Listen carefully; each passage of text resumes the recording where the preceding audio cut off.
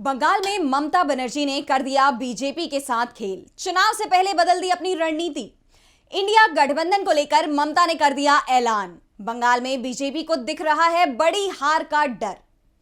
2019 के लोकसभा चुनावों में पश्चिम बंगाल में बीजेपी के प्रदर्शन ने सभी को चौंका दिया था। बीजेपी ने बंगाल में 18 सीटों पर जीत हासिल की थी, जबकि इससे पहले उसका सर्वश्रेष्ठ प्रदर्शन 2 सीटों का था।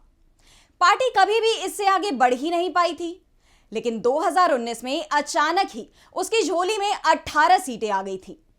वैसे 2019 का चुनाव कई मायने में अलग भी था। यह चुनाव राष्ट्रवाद की लहर के बीच बीजेपी लड़ रही थी और उससे इसका फायदा भी हुआ। 2019 की लड़ाई बीजेपी के लिए जितनी आसान थी, इस बार की लड़ाई उतनी ही कठिन दिखाई दे रही है।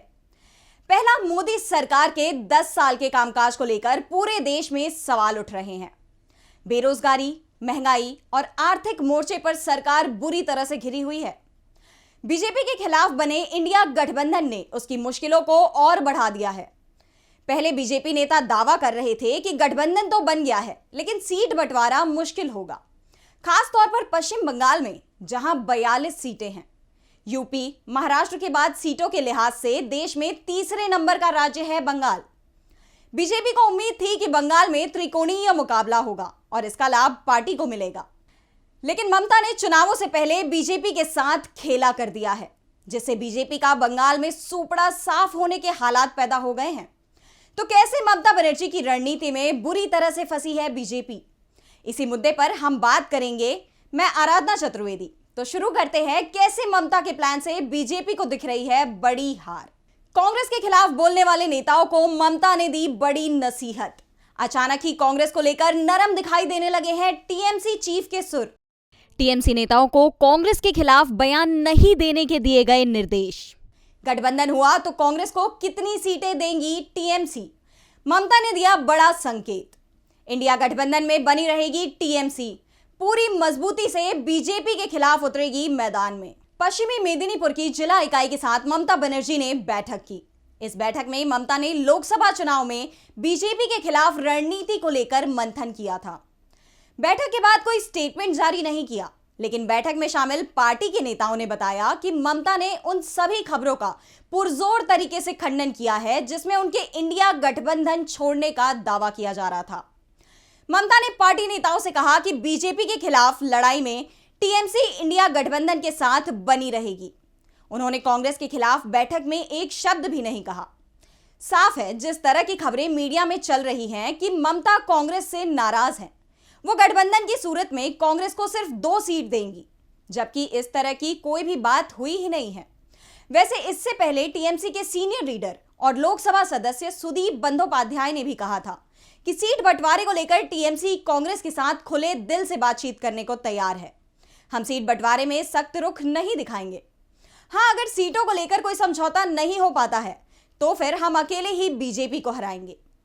टीएमसी नेताओं के बयान साफ साफ बता रहे हैं कि पार्टी कांग्रेस को लेकर नरम ही नहीं, बल्कि वो कांग्रेस से गठबंधन की तैयारी में है।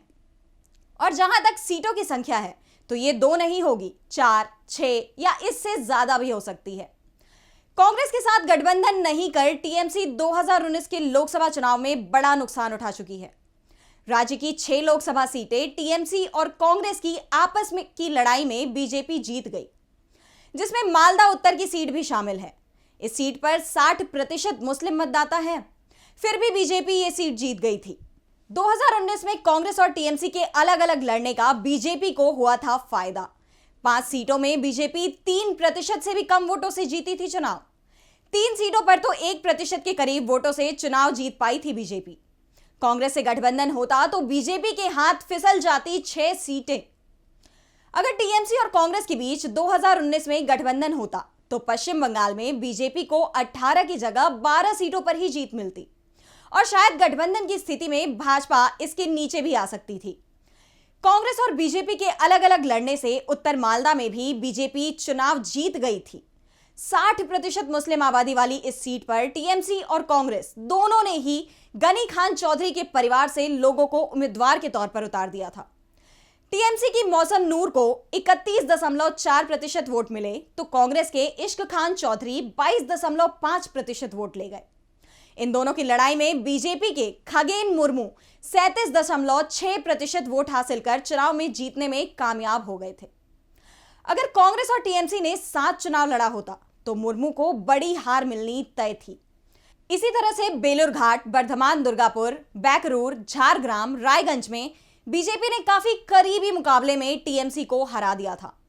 बर्धमान दुर्गापुर सीट पर हार जीत का अंतर 0.2% था, तो झारग्राम में ये 0.8% यानी 1% से भी कम वोटों के अंतर से यहां बीजेपी चुनाव जीत गई थी।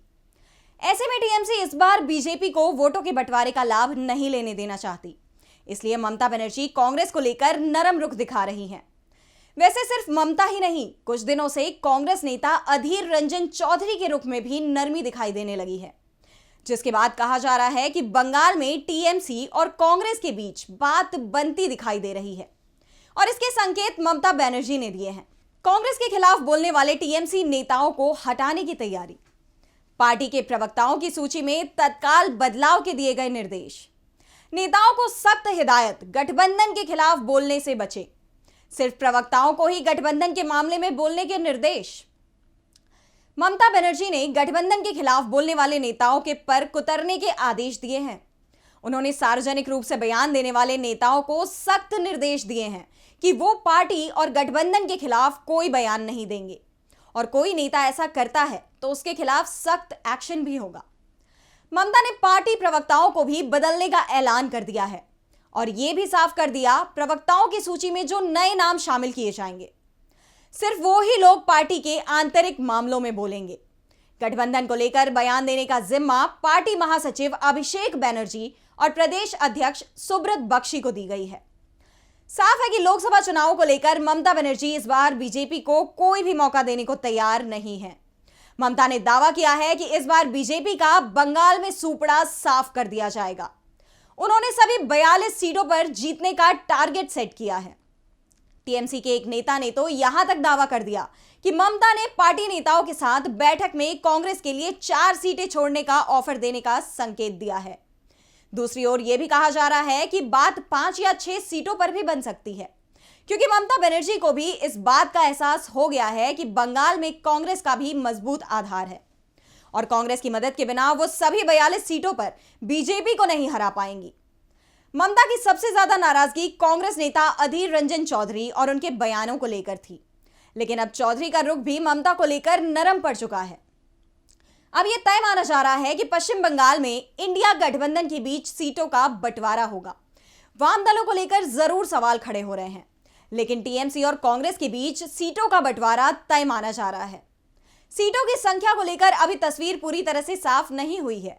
जल्दी ही सीट बंटवारे पर कांग्रेस और टीएमसी के बीच बातचीत शुरू होने के संकेत मिल रहे हैं और ये बातचीत राहुल गांधी की भारत जोड़ो न्याय यात्रा के पश्चिम बंगाल में पहुंचने से पहले ही हो जाएगी और फिर राहुल गांधी की यात्रा में टीएमसी के नेता भी शामिल होंगे और शायद ममता बनर्जी भी न्याय यात्रा के साथ आ सकती हैं, क्योंकि इस यात्रा का सबसे ज्यादा फायदा इंडिया गठबंधन को ही मिलना है। आज की स्पेशल में बस इतना ही। अगर आपको यह स्पेशल पसंद आई हो तो वीडियो को लाइक करना ना भूलें, चैनल को सब्सक्राइब कर ले आगे की खबरों के लिए।